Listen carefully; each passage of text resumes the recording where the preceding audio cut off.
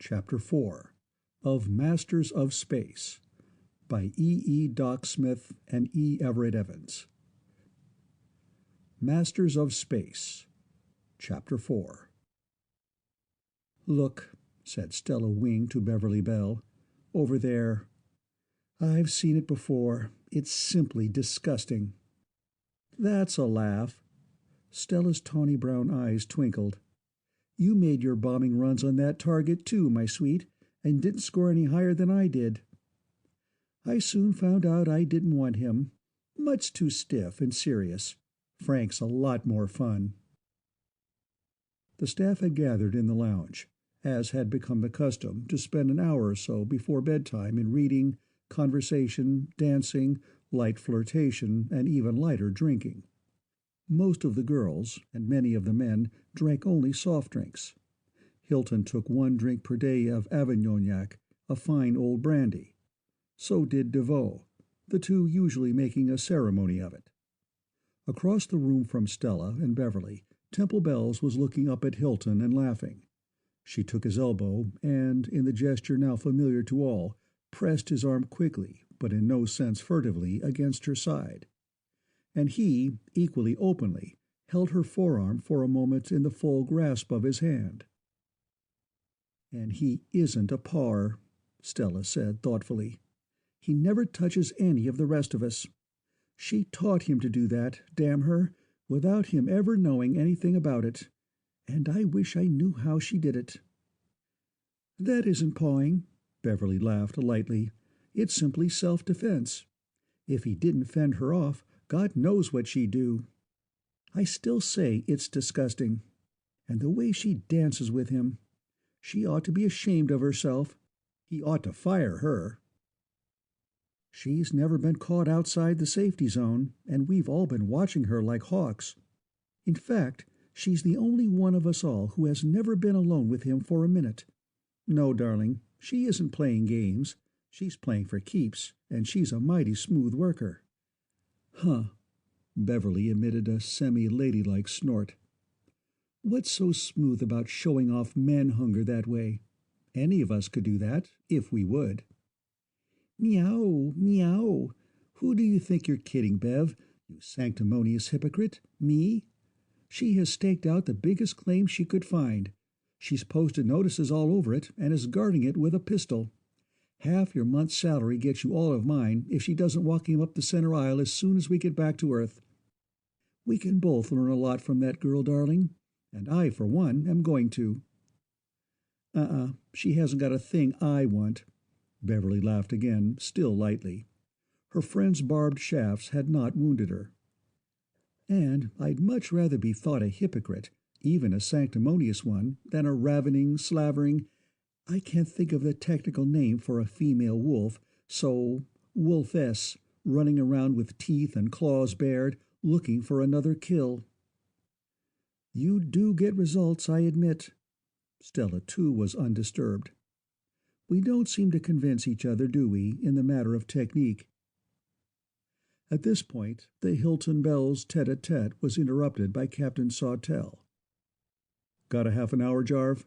he asked. "The commanders, especially Elliot and Fenway, would like to talk to you." "Sure I have, Skipper. Be seeing you, Temple." And the two men went to the captain's cabin, in which room, blue with smoke despite the best efforts of the ventilators, 6 full commanders were arguing heatedly. "Hi, men," Hilton greeted them. "Hi, Jarve," from all 6, and "What'll you drink? Still making do with ginger ale?" asked Elliot, engineering. "That'll be fine, Steve, thanks. You having as much trouble as we are?" "More," the engineer said glumly. "Want to know what it reminds me of? A bunch of Australian bushmen stumbling onto a ramjet and trying to figure out how it works. And yet Sam here has got the sublime guts to claim that he understands all about their detectors, and that they aren't anywhere nearly as good as ours are." "And they aren't," blazed Commander Samuel Bryant, Electronics. "We've spent 6 solid weeks looking for something that simply is not there. All they've got is the prehistoric Whitworth system, and that's all it is. Nothing else. Detectors. Hell! I tell you, I can see better by moonlight than the very best they can do. With everything they've got, you couldn't detect a woman in your own bed." "And this has been going on all night," Fenway Astrogation said. "So the rest of us thought we'd ask you in to help us pound some sense into Sam's thick, hard head." Hilton frowned in thought while taking a couple of sips of his drink. Then suddenly his face cleared. "Sorry to disappoint you, gentlemen, but at any odds you care to name, and in anything from split peas to C notes, Sam's right." Commander Samuel and the 6 other officers exploded as one. When the clamor had subsided enough for him to be heard, Hilton went on. "I'm very glad to get that datum, Sam. It ties in perfectly with everything else I know about them." "How do you figure that kind of twaddle ties in with anything?" Sawtelle demanded. "Strict maintenance of the status quo," Hilton explained flatly. "That's all they're interested in. You said yourself, Skipper, that it was a hell of a place to have a space battle practically in atmosphere. They never attack. They never scout. They simply don't care whether they're attacked or not. If and when attacked, they put up just enough ships to handle whatever force has arrived. When the attacker has been repulsed, they don't chase him afoot. They build as many ships and omens as were lost in the battle, no more and no less, and then go on about their regular business. The masters own that half of the fuel bin, so the omens are keeping that half. They will keep on keeping it forever and ever, amen." "But that's no way to fight a war."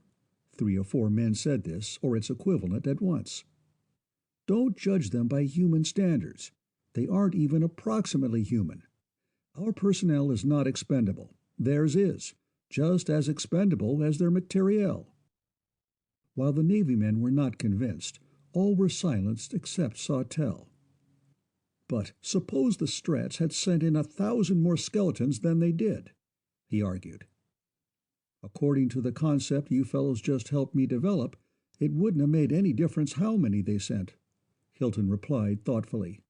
"1 or 1,000 or 1,000,000.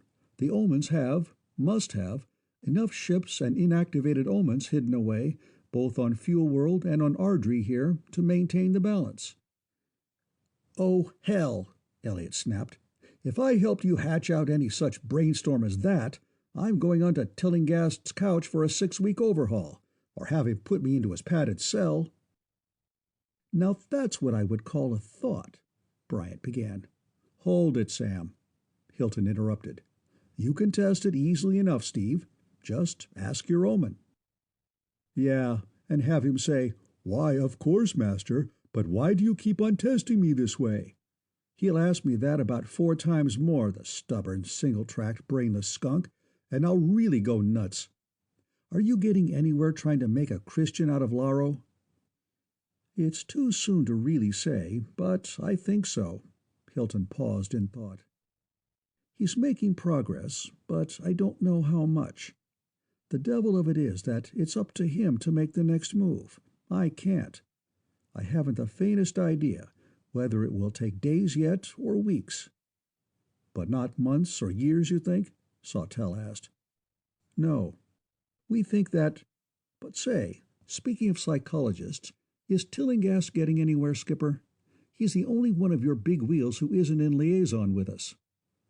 "No, nowhere at all," Sawtelle said, and Bryant added, "I don't think he ever will. He still thinks human psychology will apply if he applies it hard enough. But what did you start to say about Laro?" "We think the break is about due, and that if it doesn't come within about 30 days, it won't come at all. We'll have to back up and start all over again." "I hope it does. We're all pulling for you," Sawtelle said. "Especially since Carnes's estimate is still years, and he won't be pinned down to any estimate even in years.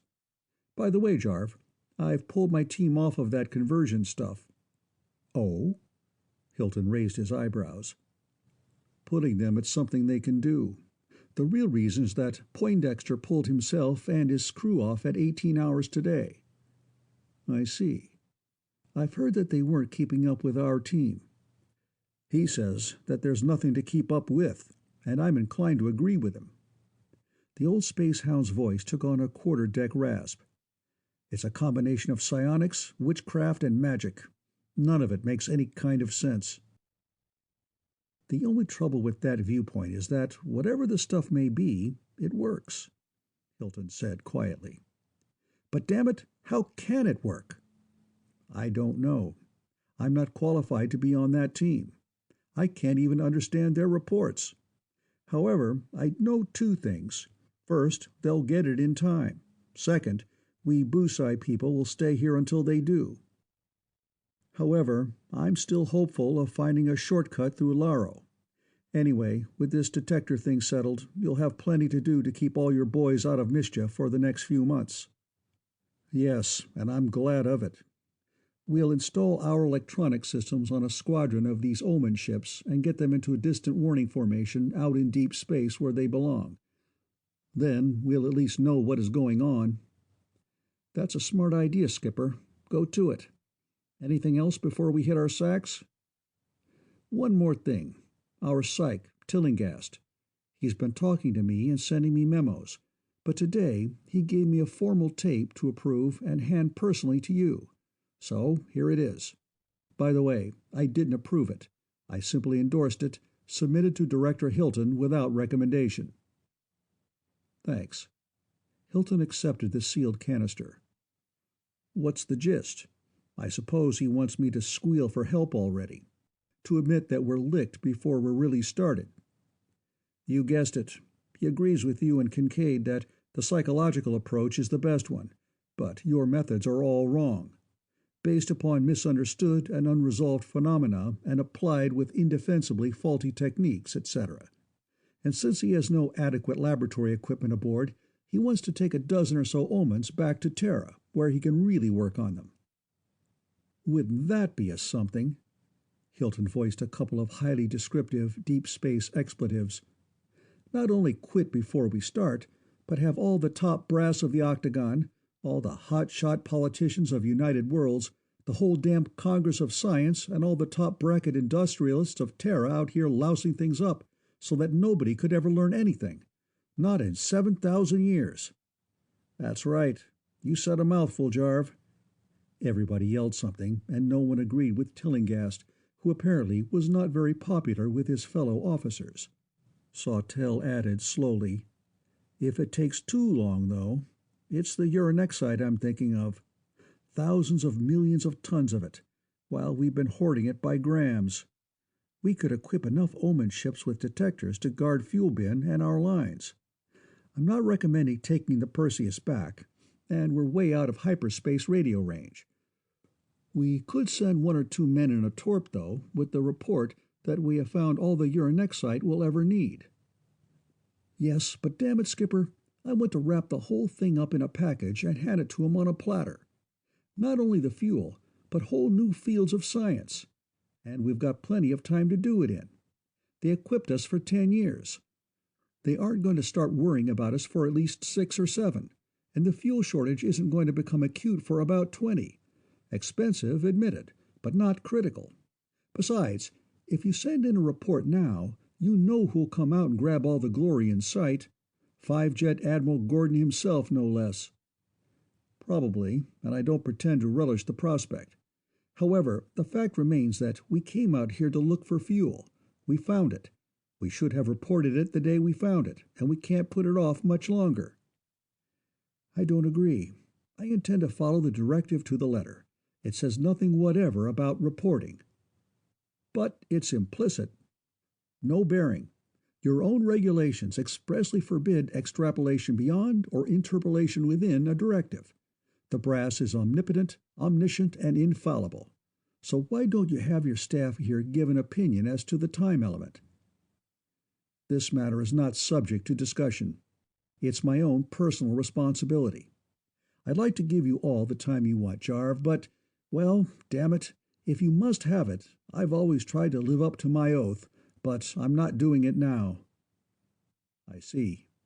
Hilton got up, jammed both hands into his pockets, sat down again.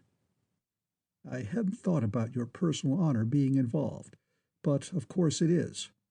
But believe it or not, I'm thinking of humanity's best good, too. So I'll have to talk, even though I'm not half ready to. I don't know enough. Are these omens people or machines? A wave of startlement swept over the group, but no one spoke. I didn't expect an answer. The clergy will worry about souls too, but we won't. They have a lot of stuff we haven't. If they're people, they know a sublime hell of a lot more than we do, and calling it psionics or practical magic is merely labeling it, not answering any questions. If they're machines, they operate on mechanical principles utterly foreign to either our science or our technology. In either case, is the correct word unknown or unknowable? Will any human gunner ever be able to fire an omen projector?